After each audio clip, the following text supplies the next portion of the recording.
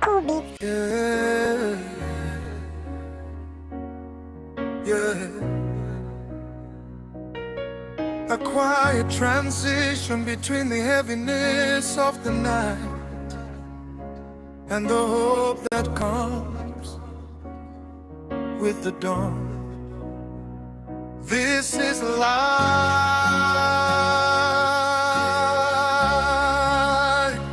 Jesus is my life.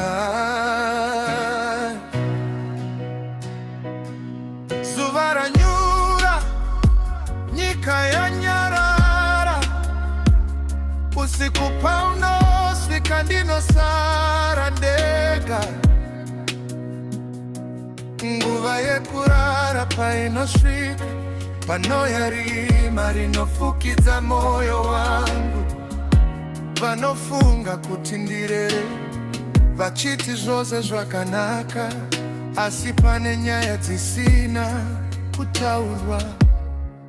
Asi pilo yangu inoziva, gumbeze rangu rinoziva, misodzi yangu inoyerera usiku.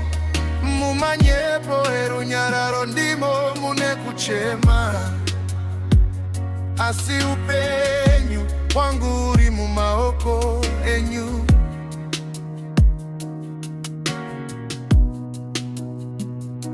Asiri marigari chiedza chava pedyo, mufaro wangu Unouya Mangwanani. Jesu pavanondimutsa nezwi renyasha, voti mwanangu muka ushaine. Simuka mumarara, kupenya kwako kusvike. Ndinonzwa inzwi renyu munzeve dzangu, pamunoti ndinoziva zvauri kupindana nazvo. Usati handiri zvese zvako, voti kutsikana neni. Nditsvage zvizere ndikupe upenyu, upenyu usingaperi, rugare rusingazununguswi. Mufaro Unouya,